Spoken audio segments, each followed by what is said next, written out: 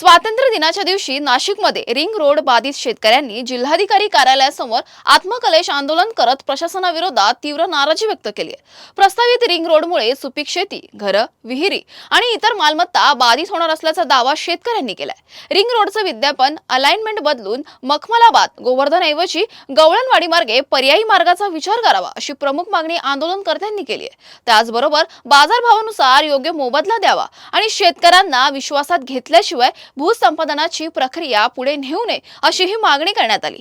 जमीन मोजणी पारदर्शक पद्धतीने पुन्हा करावी, उपलब्ध डीपी आणि टीपी रोडचा पर्याय असताना सुपीक जमीन का घेतली जात आहे याचं स्पष्टीकरण प्रशासनाने द्यावं अशी मागणीही शेतकऱ्यांनी केली। मुख्यमंत्री स्तरावर या प्रश्नाची दखल घेण्यात आल्याचं सांगितलं जात असलं तरी अद्याप तोडगा न निघाल्यानं शेतकऱ्यांनी आंदोलनाचा मार्ग स्वीकारलाय। शेतकऱ्यांना विश्वासात घेतलं जात नसेल तर हे कसले स्वातंत्र्य असा सवाल आंदोलनकर्त्यांनी उपस्थित केला आहे।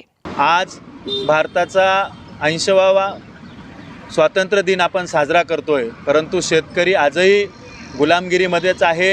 यांच्या दहशतीच्या दडपशाहीमध्येच आज तो जीवन जगतोय। आज आपण बघितलं असेल, नाशिक रिंग रोड बाधित शेतकरी हे आत्मक्लेश आंदोलन करताय। काळे कपडे परिधान करून ते त्यांच्या व्यथा मांडताय।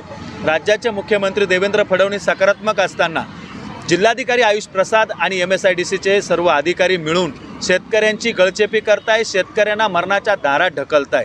त्यांचं जे चुकीचं धोरण आहे, म्हणजे मुख्यमंत्री सकारात्मक असताना मुख्यमंत्र्यांना जाऊन चुकीचं ब्रीफिंग करणं, चुकीची माहिती देणं आणि आम्हीच बरोबर आहोत, शेतकरी चुकीचे आहेत, हा जो निर्णय आणि ह्या जो विचार जिल्हाधिकारी आयुष प्रसादांचे आहेत त्याचा आम्ही आज जाहीर निषेध करतो। महाराष्ट्रात, संपूर्ण महाराष्ट्रात आज ह्या जिल्हाधिकाऱ्यांच्या विरोधात फक्त हे आंदोलन का चालू आहे तर यांचं चुकीचं धोरण। यांना असं वाटतं मी हिटलर आहे आणि मी हिटलरशाहीप्रमाणे मी जे म्हणेल ती पूर्व दिशा आहे, मी जे करेल तेच सगळ्यांनी ऐकायचं। या गुरमीमध्ये आयुष प्रसाद शेतकऱ्यांचा बळी घेताय, शेतकऱ्यांना अन्याय करून त्यांना मृत्यूच्या दाढे ढकलण्याचं काम करताय। म्हणून आज शांततेच्या मार्गाने स्वातंत्र्य दिनी आम्ही न्याय मागतोय की आता तरी स्वातंत्र्यात या भारत देशामध्ये आम्हाला न्याय मिळेल का।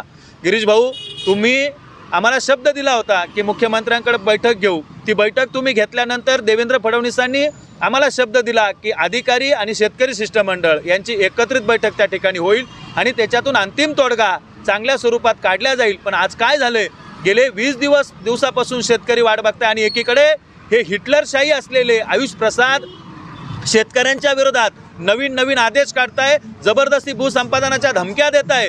शेतकऱ्यांना कवडीमोल जमिनी विकण्यासाठी त्या ठिकाणी यांनी दलाल नेमलेले आहेत। ते दलाल आमच्या शेतकऱ्यांना फोन करताय की तुम्ही खरेदीला या, नाही तर तुमच्या जमिनी आम्ही बळजबरी भूसंपादन करू। अहो, कुठली लोकशाही आहे आज स्वातंत्र्य दिनी? त्याच्यामुळेच या सगळ्या गोष्टींचा निषेध करण्यासाठी आम्ही हे आत्मक्लेश आंदोलन काळे कपडे परिधान करून करतोय। आता तरी शासनाला जाग यावी आणि शेतकऱ्यांना न्याय मिळावा ही अपेक्षा आम्ही ठेवून आहोत। शेतकरी सातत्याने दोनच मागण्या करतायत की शेतकऱ्यांचा जो रिंग रोडचा मार्ग आहे त्याच्यातला फक्त 12 किलोमीटरचं अलाइनमेंट बदलण्याचा विषय आणि भावाचा मुद्दा आहे।